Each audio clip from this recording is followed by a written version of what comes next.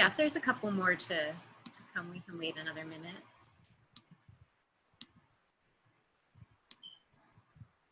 So the slide looks good. Yeah, it's you know, it's just showing Google Slides and not as presentation form, but Oh, okay. Thanks for pointing that out. yeah. Hey, there we go. Cool.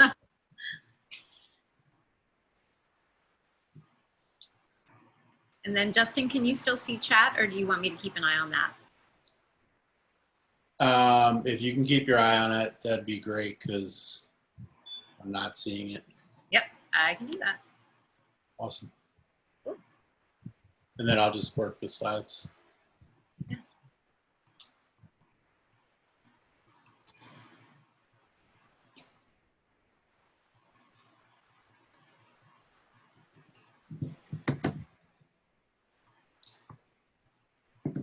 So it's 6:02. We'll just wait a moment for to see if any other people arrive. They might be arriving a little bit late. So thank you for your patience and welcome.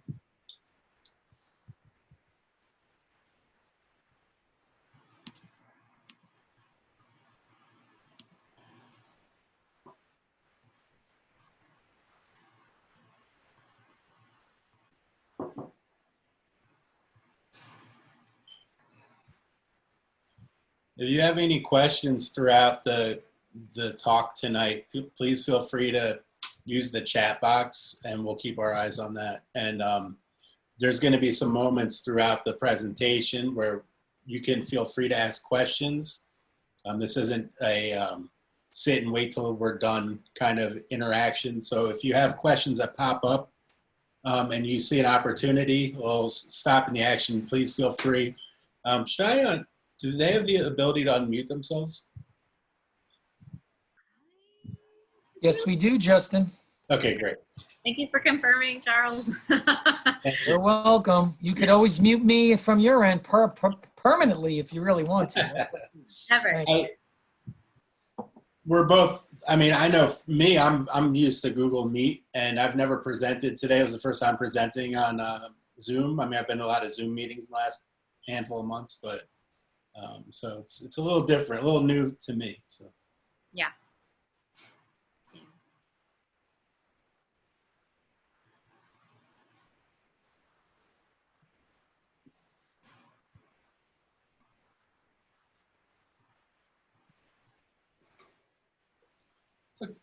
you want to get started? Yeah, I think so. And I'll keep an eye out on the participants area just in case somebody shows up. I'll let them in. Cool, I see it too. Oh, cool. But if we can both keep our eyes on that. So welcome. My name is Justin Phillips. I teach in the Foundation Department at Pennsylvania College of Art and Design. I'm also an alumni. So PCA&D I have a lot of history with the college, and I'm really proud to be faculty here right now. So I've had some of the founders of the college were my professors, and I was lucky enough to have them as colleagues when I was hired on as faculty. So I feel like I have like a special connection with the beginning of the college and kind of being able to study under some of the founders and also work alongside them. I feel like I have this kind of like this bridge between the past and the future. So I take that pretty, you know, I feel like I'm a steward kind of like of the founder's vision, but at the same time, we're moving forward into the future. So we have to be mindful of the founder's vision while we make decisions about curriculum and things like that. But it's definitely something I hold close to, important to me. So, so I will be working as a professor teaching some of your students. So they'll probably be in my classes either in the fall or in the spring. So I look forward to meeting them and getting to know them. I also do some classes with CCE, which Natalie is the director of. So she's a fantastic person to work alongside and with, and she has got a visionary a vision for continuing education and what that looks like. So I'm excited to present with her tonight. And so Natalie, if you want to say hi and take it from.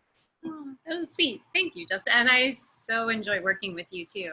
And so yeah, my name is Natalie Lassick. I'm the director of the Center for Creative Exploration at PCA&D. What is that? So it is the arm of PCA&D that really connects with the community. So outside of your students. So adults who are looking for classes to build skills on a professional level, adults who are looking to just basically test their creativity and dive into areas that either they've always loved or maybe are new to them. So it could be a class with Justin in doing watercolor, or a digital photography course, or printmaking, any opportunity to build creative enrichment into your life.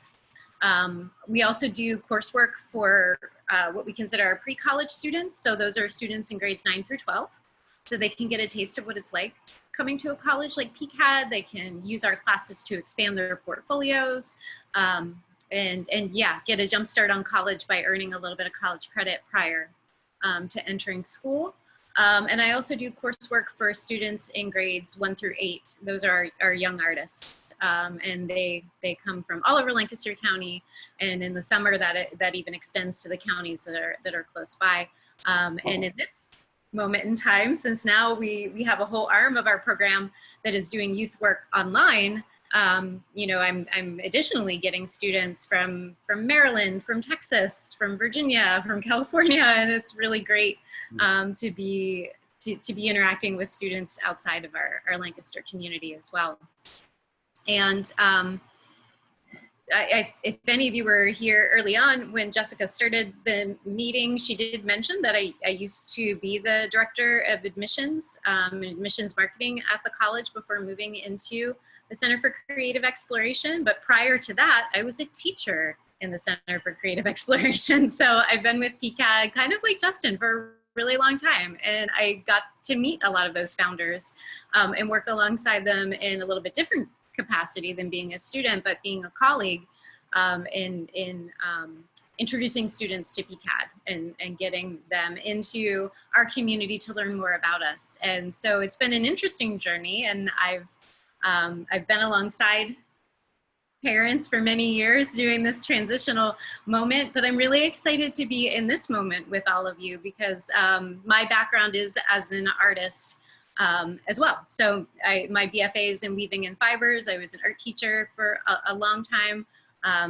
minor in art history, and I'm excited to talk about the language of art with all of you this evening. So let's kind of jump in. I think it's kind of good to go over the creative process because that's really what this is all about. We're coming to learn a skill. We're obviously learning different career paths, but it all kind of centers around the fact that your students, and maybe even you, because I don't know everybody's backgrounds, are deeply, deeply connected to the creative process. And that's something really special. And it's something that's extremely desirable in any setting, honestly. If we're talking art, if we are talking science, if we are talking medicine, engineering, finance, a creative mind, somebody who's really good at thinking through solutions is a valuable teammate to have. And so while we all love art and we may do art our entire lives, my career path has gone different ways as well. I started my career in college as a chemistry major, moved to an art major. I have worked for an orthopedic group. I've worked for a finance group. I've worked in higher education. I've taught. So in the end, my ability to harness the creative process has served me well in whatever I do. And that's the really cool thing about coming to art school is all of your students are leaving with that skill. We're all creative, right? We're all born with the ability to be creative. Some of us are deeply connected to that immediately. It's kind of like a super part of our DNA, but it's a muscle that we can all build and flex and grow in our day-to-day practice. And I do a lot of that with adults who are looking to expand their creativity, to really learn more about this process and be more aware of it, and be more mindful of that process as they're encountering either needing to develop a new product or to think through a good solution. So, you know, we know it in art school as the creative process, but it's called other things in other areas, right? Like, so when we're talking about science, we're talking about like that process of scientific assessment, going through that area where we are testing and we are coming up with ideas and we are thinking about the rules and the boundaries we have to work within and seeing what happens when we do it. So yeah, thank you, Justin, you read my mind. And for those of you who might be in more of a corporate or business environment and have ever heard of design thinking, it's the creative process. So, you know, we're super familiar with it. I have classes in my program about design thinking, but I always, like, the teachers and I always wink at each other. We're like, yeah, this is what just artists do. We do this. And I love the simplicity of this particular graphic as it shows what the process looks like. And, you know, it may be familiar to you already. So, you know, when we're starting this look into thinking creatively about solutions, I mean, everything we do, right, is for humans or beings or things. You know, we are creating something that makes our lives easier when we are doing our banking on our phone. We are thinking about a particular type of treatment in terms of medicine that is going to be kinder to our bodies. We are thinking about how we are disseminating information to the public to keep them aware of various things that might happen on like a small government level. Like, all of those things are very human centric. And if we're serving humans, we need to empathize and we need to understand what they need, why they might not be getting what they need, and how to serve them better. So when we look at that bottom part, that initial part of the creative process, we're looking at definitely listening, asking lots of questions, being able to engage our empathy, being able to remove our own biases, and really just stating the facts, like looking at data that comes out of talking, interviewing, surveying, reading, researching, and being able to define what is and not what we think is.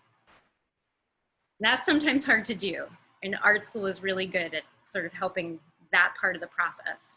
I feel like when we're young, it can sometimes be hard to tease that out, and art school is super good at doing that. And from that, right, like we define like what appears to be the issue, we move on to exploring. And ideating is like that moment where we're just throwing all the ideas out there, like what could be, and it could be based in reality or it could not. It's a time to not restrict. It's a time to throw it all out and see what makes you pause. See what kind of stops you and makes you spend a little bit more time saying, I want to know more about that. And that's a good indicator that it might be time to prototype, to start to build something that you can use to put in front of other humans and say, how does this feel? Does this work? Do you understand this? Does it feel totally awkward? Do we need to start again? And that's why we're seeing those arrows that go back, because this is a process that moves forward, but it also moves backwards sometimes when we find that what we've come up with is not the best solution. And we do that by testing. And so these things become material for us. They are things that we can touch. There are things that we can interact with. There are concepts that we can start to absorb. And testing may send us back all the way to the beginning because we've really gone down the wrong path. Testing may just send us back into the ideate area where we need to start looking through the archive of some of those ideas that we came up with and rethinking what we could bring forward again. Or it can move us on to implementing and actually having that real thing that we've just created. And of course, with anything, right? Like when we're trying to serve other humans well, we know that things evolve and things change, and we need to be flexible, and implementation can start you back at the process with the next step. So again, I really loved the way that this sort of illustrated that creative process, but I would love to give you a tangible example, because if any of you are like me, it's like, okay, yeah, that was a cool graphic, but like, what does that actually mean in real life? And I picked this example because I feel like it's also showing, it's speaking to the value, actually, it's not showing, it's speaking to the value of creatives in our world. You know, more and more there are teams of people looking to bring on humans like your students, right? Like they can do this process, that are really good at this process and that are refining it through their studies at PCA&D to be excellent teammates in thinking through issues. And a lot of that is happening with artists in residence at research labs. It's artists being embedded into public service. It's artists being embedded in with scientists that are working in the field, and thinking about materials differently and thinking about relationships differently. And for this particular artist, I also chose her because I got to meet her back in April in an online conference, and I was really just blown away by her work that she's been able to do for the city of St. Paul. So this is an example of artists being used in government. So Amanda Lovely is a visual artist.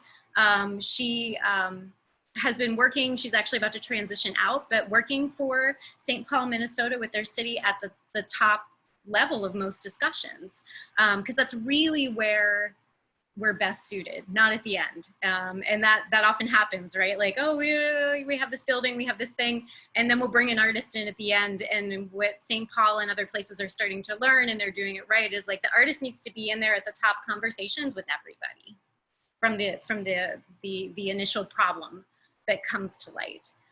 So Justin, if you can advance to the next slide, I'll tell you a little bit more about Amanda and her work. So the St. Paul City Artist Program is actually one of the longest running municipal artist residency programs. So it's been going on since 2005. Amanda was not the first one to go through, but she does have longevity and has been there for a long time. And one of the big projects that they put her on right away is like, how can we get more community involvement? It's every time we have a public meeting, it's kind of the same people that show up every time. They sort of have an ongoing opinion that falls into a specific category, and those that are showing up aren't necessarily as diverse as the community that we're serving. So how do we get more people involved? And what are the barriers for people getting involved and actually, you know, giving data back to the city about what's working, what's not working? And I think being a mother, she was immediately able to empathize with some of the data that she was receiving, but you know, there are restrictions, right? Like, I can't go after work, I don't have transit, or I don't have childcare, or the meetings are at weird times and I'm working, I can't go to them. So how can the city be more flexible? And her initial solution to this was pop-up meetings. So it was basically utilizing a small electric truck where they could have surveys where people could come along from the city and stop at playgrounds and stop at rec centers and in other places in the city where people were gathering and meeting them on their time to start to have discussions about urban planning and what other city departments were trying to solve where they needed input, which was huge, right? Like the kids can go and play in the playground and we can have this discussion and collect data. It also starts to build relationships, which are really nice, because then sometimes you end up getting more data than you ever thought that you would get, because it's done in a more natural, more humanistic way, where you know me, I know you, we know each other's families, and we can start to have these conversations that go deeper and deeper. And while that would happen occasionally, this project kind of evolved, right? Like she went through this process of identifying and empathizing, like what is the issue, and defining that people weren't able to engage, bringing the prototype of the truck, finding that it could go all the way to the end where it actually materialized. But how could it be better? How could we get more of these like deep conversations happening on a more regular basis? How can we start to build more relationships within our community for other projects and other initiatives for the future? So, you know, one of the things that Amanda immediately realized was like when you're hanging out in the playground or you're near the rec center, you know, having food, having something to keep you lingering there longer could be really effective. And she was aware of a local vendor that had started producing these organic made like ice pops, right? Like it's just a popsicle. But wanting to support a small local business in the community, actually worked with the city and got money to bring this vendor along with the electric truck and have popsicles for everybody that they could hang out and eat after, you know, talks were over, and continue to have those really rich conversations that were benefiting the community way more than the survey could ever do. So I loved this example because again, it was how valuable creatives are. And also, I think a really good example of, okay, here's a problem the city has. I want to dig deeper and find out why we're not connecting with humans in the right way. We're testing it out, we're going back and we're making it better. And that's really the creative process in motion. It's design thinking in motion.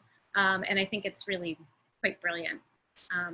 So if we want to move on to the next one. I don't want to bore you and just be a talking head this entire time. So I put together these URLs. At first, I thought that Justin and I would be sharing our presentation as a PDF with y'all, but Dina Donick has told us that she's going to be putting this on a private YouTube channel, and that we'll be able to put these links in the description of the YouTube channel. But what I did is I curated, if you're a creativity nerd the way I am, or you would like to be, and you'd like to go down this rabbit hole with me, I felt that these were some really great examples of, again, you know, artists and creatives being utilized in municipalities, working along scientists, working along researchers, and sort of that parallel path that, you know, what drew me in as an initial chemistry major and keeps me as, like, I became an art major and I'm an art school alumni, is that, you know, scientists and those who need to think creatively about, like, we are following that same path. So just a couple areas that we'll put up later for you to go down a deeper dive if that's of interest. So then moving on, you know, from those tangible examples, what does that do? You know, like learning to be like a grand master of like the creative process, like what does that mean for you? And it means that, like, you end up being not only a creative, but you're a lifelong learner. You're a creative thinker, and you will always be asking why. And you will always be now, right? Like, you know, they're not toddlers anymore, so you would have to answer that why. But now that they're grown and they're gaining these skills, it becomes a situation where they are asking why, and they're finding the answers themselves. Like, this never stops for us. We are always questioning why something is, what is the origins of it? What more do I need to know about it? Why am I not feeling like I have the full picture? And going in and finding more information, and always trying to find ways to keep yourself fresh and to keep yourself creative. And I think what's important is to, like, have this time with Justin to kind of peel back that curtain and to see what is that going to look like right now? Like, what are they going to be walking into and experiencing over these next 4 years that is building that creative thinker that's in them and making them a lifelong learner? And so I'm jazzed to send it over to Justin to start to give you a peek into what some of that language looks like and what some of that process looks like. Yeah, I think, I definitely think that being an artist is, it's a practice, just like being a doctor or a lawyer, that we're always continuing to grow and look for ways to improve, look for, whether it's working with new materials, new subject matter, learning about different philosophical ideas. We're always trying to expand and become a better version of ourselves, and always growing and that's part of the joy of being an artist and being a creative person, is that you're always asking why. You're always questioning things. It's always the what if. And I tell my students that when we're thinking about a project or a culmination of projects or a series of works, that it doesn't really go into a point where there's a conclusion, but what it should do is kind of funnel out that you generate more and more questions. And because you're generating these questions, you have lots of possibilities for further work and exploration. So we're really kind of helping the students cultivate that curiosity and really encourage that within them, and always just kind of just plugging away at it. So one of the major aspects of what we do in art education is the critique. So I want to focus in on that this evening, just so you have a sense of what your students are going to experience. Like Natalie said, like what's the it can be stressful. It could be there's a lot of pressure when you're working on a project. You're putting your heart and soul into it, and you're working really hard, putting in a lot of hours and resources, and you want it to be the best it can be. So there's a lot riding on that. And then there's personal things as well, like you want your work to stand out as very good work amongst the group. So it can be a little stressful, just so you know. So when your students call you on the phone or you call them and they're stressed out, it can be a little intimidating, a little stressful, but they get better at it.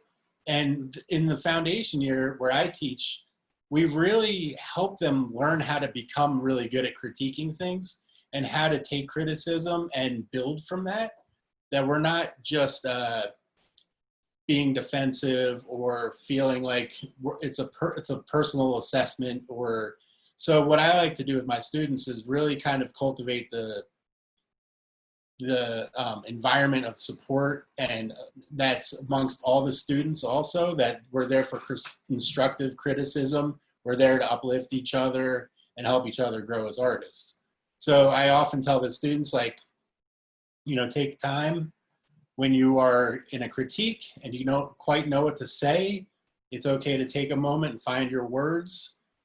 We do a lot of vocabulary learning in the first year, like a lot of new words, and they're utilizing those words in a formal way. So they're becoming articulate in describing visual works. So that's not something that's an instant thing that they're just good at, but we help teach them those things in their first year.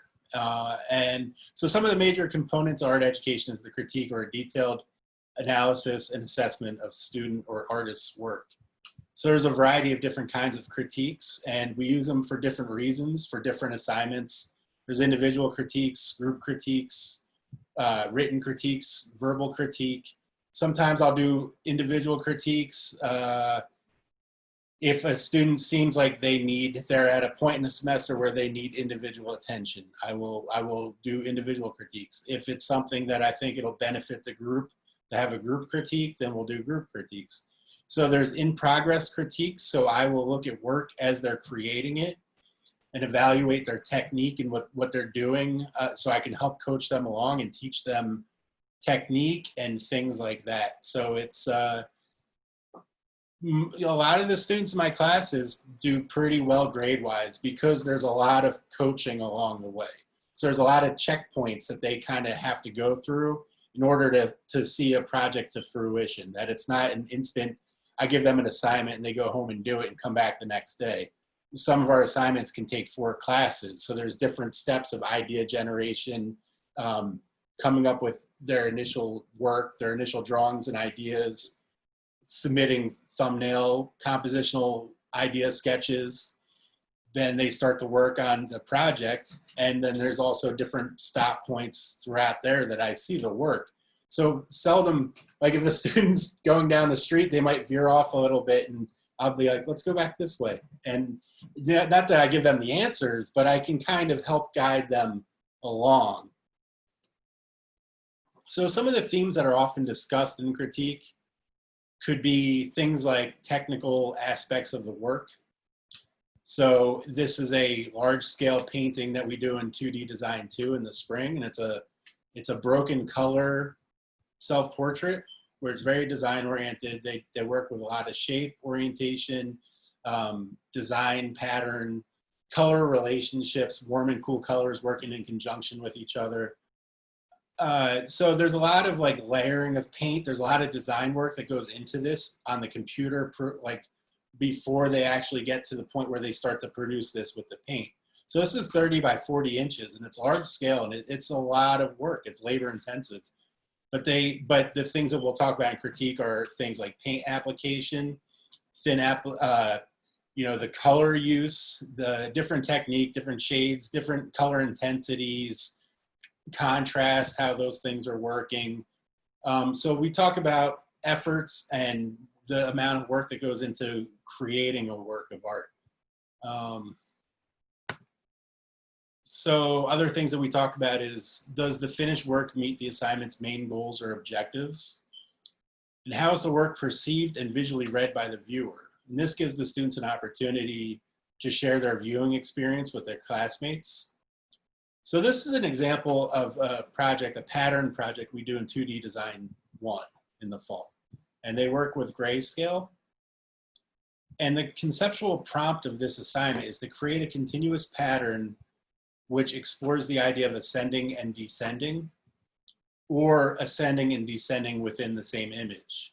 So the idea is they have to use shape and shape placement to come up with an upward or downward motion, or upward and downward. So I would say that this is a successful piece. It demonstrates both upward and downward motion throughout. It's kind of like a saw motion. So it has rhythm, it has contrast, all the different things that are described in the assignment sheet. She did a very nice job with this piece. But I'll ask the students, like, now, was Nicole successful in the objective of the assignment? So that's how I would start a conversation like that, is did they successfully meet the objectives of the assignment?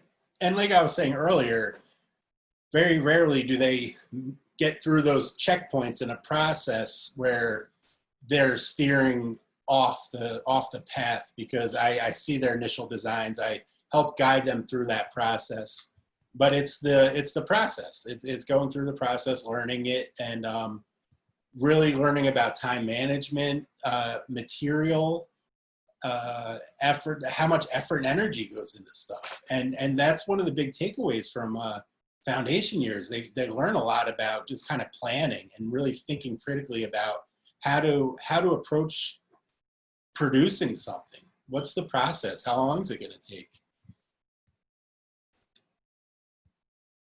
Does the finished work reflect a meaningful learning experience? If you were to create this again, what would you do differently, and what are the takeaways? And I often ask my students that. So what is the takeaway? What's the main thing that if you were going to create this a second time, what were the pitfalls? What tripped you up? What do you think you were successful with? What do you think you struggled with? What would you do to improve that? How would you streamline that process? Those are the kinds of questions we talk about. Like, it's planning, it's execution, it's having foresight, using your kind of like being a visionary, like how to kind of picture something and try to match that picture, your vision, with the finished product. And then with the meaningful learning experience, oftentimes, there may be times where a student might not hit the mark as far as coming up with something that they think is really successful looking. But as a professor, I see the learning that's embedded in the works, in the process. And I point those things out so they see it. And then what I do is just kind of shine a light on it.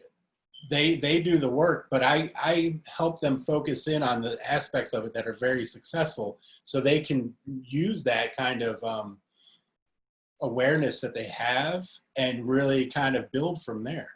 So it's a process of learning. It's a process of what's the meaningful learning experience. Sometimes, like, epic failures can be the best lessons. If somebody does something totally seamless, then you probably didn't push beyond what you're capable of, and you're not pushing past your comfort zone. So I have students that are very talented in the beginning of the semester, and sometimes they won't put their foot on the gas and really push themselves because they know that they're talented. But the students that really work hard are the ones that get the most out of their education. So I tell them that rough waters, what's the saying? Rough waters make skilled sailors.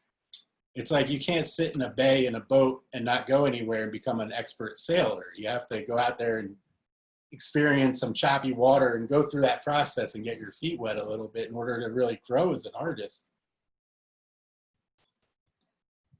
So I also wanted to include this, and this is a rubric for an assignment, and it's for the assignment of the last one.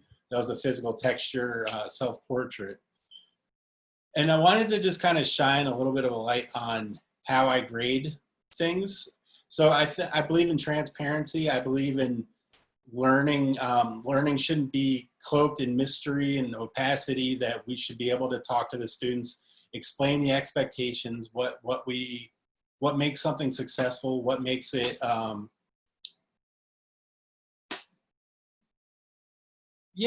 are the expectations?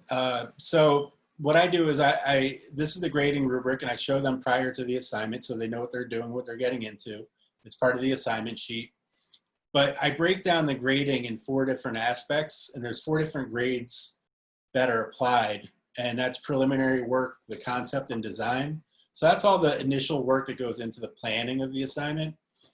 That could be, like the last one, it would be choosing a photograph of yourself, thinking about value structure or how light and shadow works, breaking it down into shape, thinking about how that's going to work on a rectangle surface. The process is everything. It's the, how engaged are they? Are they just kind of, when I look at them, are they staring at their phone, or do I have to keep reminding them to stay focused? Are they really engaged in the process and are really doing an excellent job of just kind of working and getting really deeply immersed in the process? The in-progress consultation and participation in class critiques is important, because it's the more that you, I don't like when students see professors and students as like a boss employee relationship. It's a collaborative interaction where I'm helping, I'm consulting them on their creative ideas and helping them see a wider vision of what possibilities could be. So they come up with brilliant ideas on their own. But what I do is I'll say, oh, that sounds awesome. What if you did this? Or if you think about this, you can expand that. And then what do you think would happen if you did this? And like, I might go off into a little conversation, and then it'll just get their mind going in ways that just kind of, they come up with things on their own. But it's just art talk. It's conversation about process and material and possibilities. And, participation in class critique is really important, because it's part of the education. It's part of the learning, the knowledge, the words, the describing visual works. It's not easy describing an abstract work of art.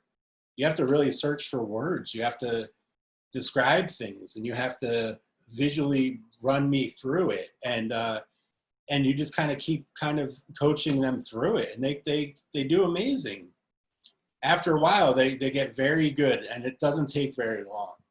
And then the final product is just everything all together. Like, how does it look? What was the learning experience like for you? How's the finished piece? How does it work as an object? Does it do what it was intended to do? Does it meet the criteria? Were you successful with the materials, the application, the construction, the craft, all of those things? And we have we'll have a critique, and then I'll give them grades. And I've only had very rare occasions a student get upset with their grade, and then you talk to them about it. And it's not a confrontation, it's a learning moment. And you could say to them, explain why, and go into it even deeper. It's all about understanding and accessibility and making sure that the students can understand. I want them to feel like they understand and that they agree. And it's a one assignment or exercise in what's going to be a long journey for them as artists. So the big thing is the takeaway in the lesson.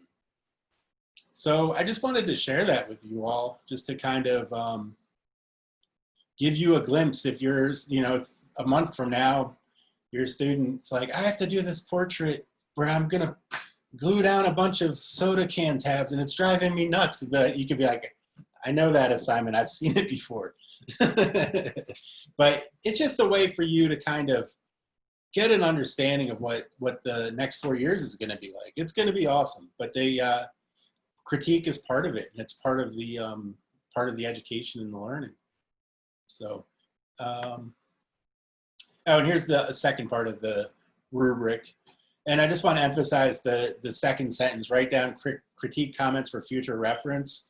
One of the big things is I have them bring their sketchbook to critique so they can write down notes, just so they can refer back to it. I think writing is really important for retaining information. So. Ooh. Yeah, so when I was in admissions, I used to say this, and of course I say it even more now because I'm always trying to get people to take a class. But like, if you really are really interested in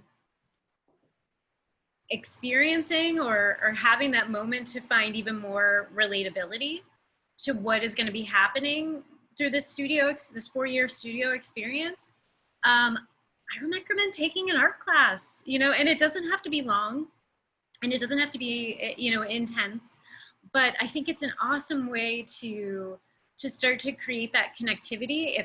If art is not something that naturally occurs for you, but it's occurring for your child, and it's like, you know, I think I know what you're talking about, or when they come from break or they give a call and they're talking about a project, and while Justin did a great job like explaining it, there's still such subtleties that happen in the classroom and the experience. You know, I think taking a class is an awesome way to kind of figure that out. Selfishly, Justin and I can offer that to you because, as Justin mentioned, he does teach in my program, and my program is not just a, you know, again, as I said before, not just an in-person situation. We also make art in online classes together, and Justin's running 2 workshops. So again, I'll have Jessica put the links in there, but these are workshops that Justin and I have worked on that are specifically for people either wanting to get back into the practice or test the waters, or maybe see what an online art class even feels like. You know, they're like, how do I do art? And it's like, well, did you ever hear Bob Ross? Like, it's possible to do art remotely and in a fun and really engaging way. And that's what Justin's workshops are all about. I've been able to be a fly on the wall for some of them, and they're just really fun and a great way to kind of get things moving and also see what that studio experience is like. Or, you know, if you're further away from Lancaster and you're like, I'd really love to do something in person, you know, online's not my thing, find your local art association or art center, or if you have, you know, a college like PCA&D close by that has a community program, or maybe you have someone that does, you know, small lessons out of their private studio. You know, if you're feeling comfortable with face-to-face work, like, it's an awesome opportunity to find, again, that connection with your student. And if you do decide that you want to take a PCA&D class through the CCE program, the Center for Creative Exploration, email me first and totally hook you up with like a parent discount for something. But again, I think it's a little selfish, again, you know, from my perspective and what I do here at the college, but I do honestly think that it is a great way to connect, for sure. Does anybody have any questions or thoughts? Or please feel free. This is, you know, I definitely want to, you know, demystify things as far as, you know, what your students are going to be encountering in the classroom or in their study and balancing things. I think the big thing for our first-year students is time management. That's often that's a huge emphasis for us, but it's also a big thing that we really work with them because they're balancing a lot of different classes and a lot of projects with the expectations. And then when you look back on, like, when you talk to sophomores and juniors, they'll say that they've really learned a lot, and that was the big thing from Foundation, was how to really pull something off, like how to visualize how long it's going to take, and sometimes it's trial and error and doing a project and then realizing like they did not give themselves enough time and that they're,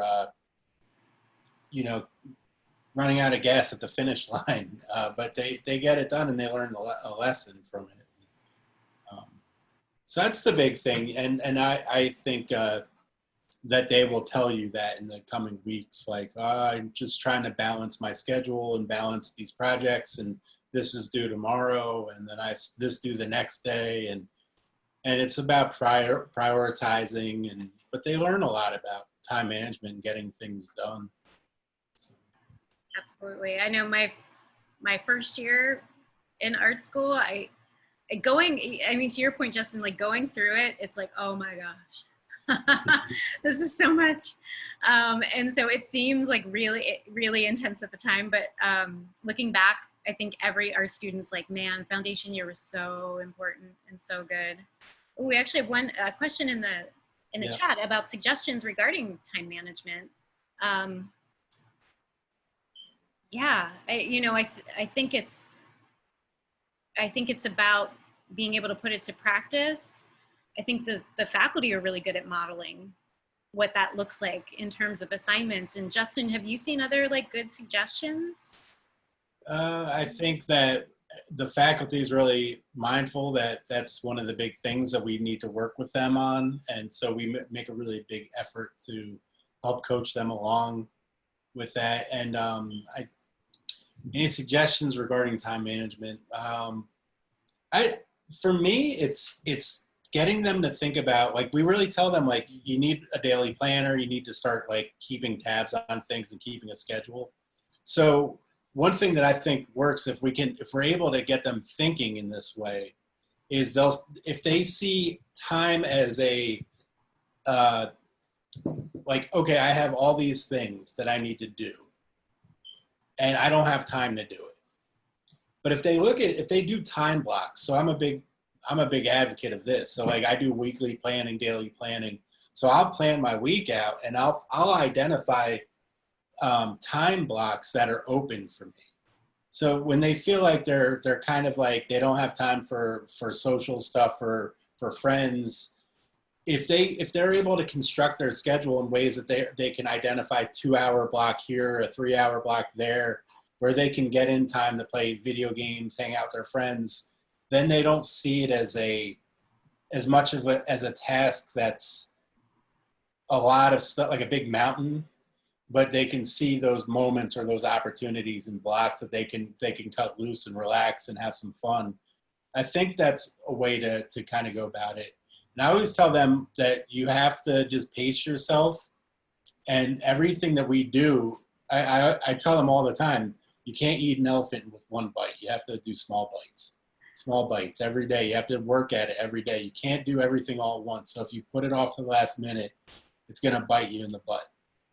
You have to put in the work every day. And they don't always get that, but you keep reminding them that, and hopefully by the end of the semester or the academic year, or by the time they graduate, they'll be pretty good at it. I mean, we're all people. I'm not perfect when it comes to my daily planning. I get kind of off schedule and behind on things. We all do. I mean, so.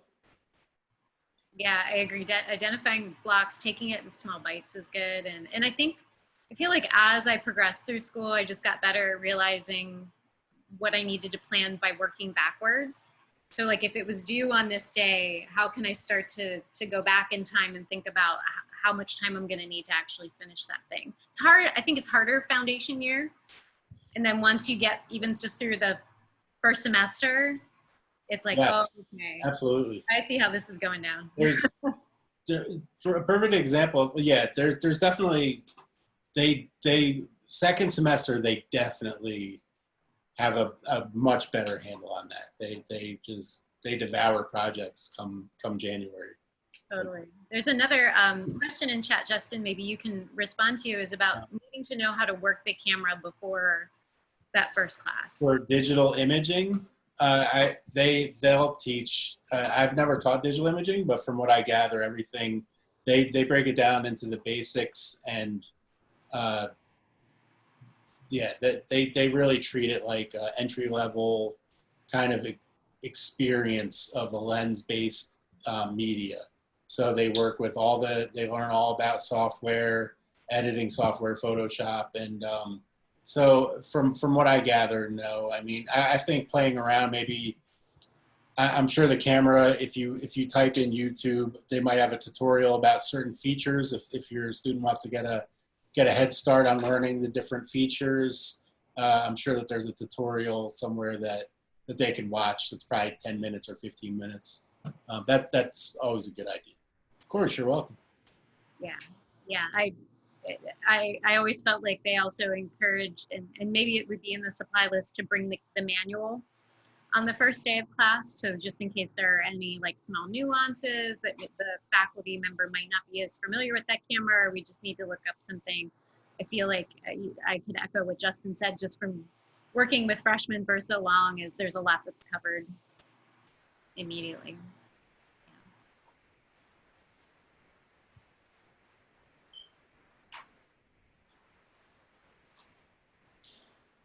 So is Anybody everybody else? feeling nervous about what's happening? Feeling good?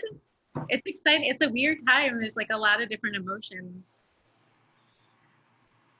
I told the last group this when I started at PCA&D. My mom, she went to orientation with me at the time. I think it was like parents and students on the same day, and I remember she gave me a letter, and it was like a read this later kind of letter, and it was just a very touching letter that just talked about how excited she was about the path I was on, and just the school and the opportunity I had.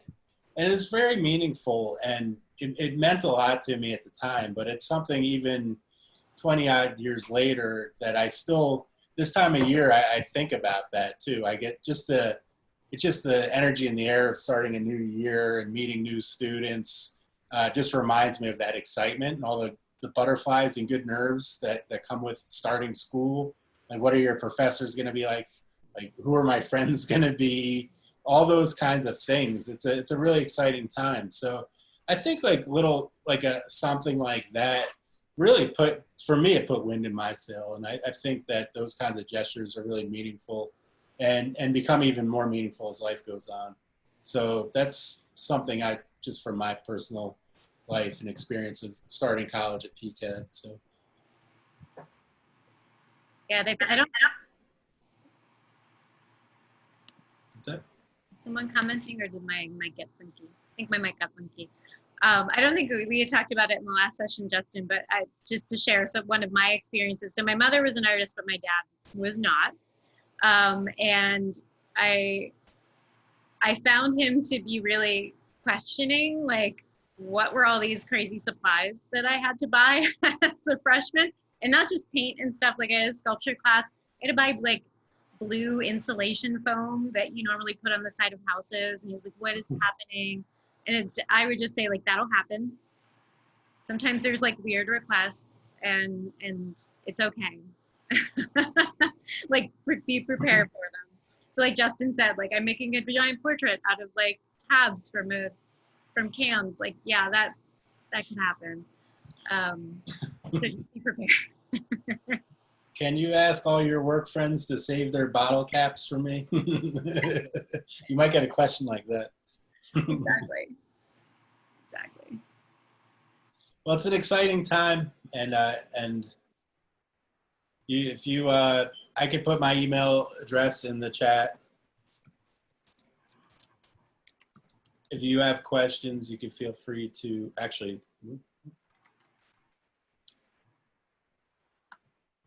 Put mine in there too. Everyone. Yeah. If you think of questions later on this evening or tomorrow morning, please feel free to email, and I'll be happy to answer. So. Yeah, thank you so much, everybody, for spending some time. And we're really excited to welcome you to the PCA&D family and community, and have a lot of fun over the next 4 years. Thank you so much. This was fantastic. Really appreciate it. You guys have a great evening. You're welcome. Thank you. Thanks, everyone.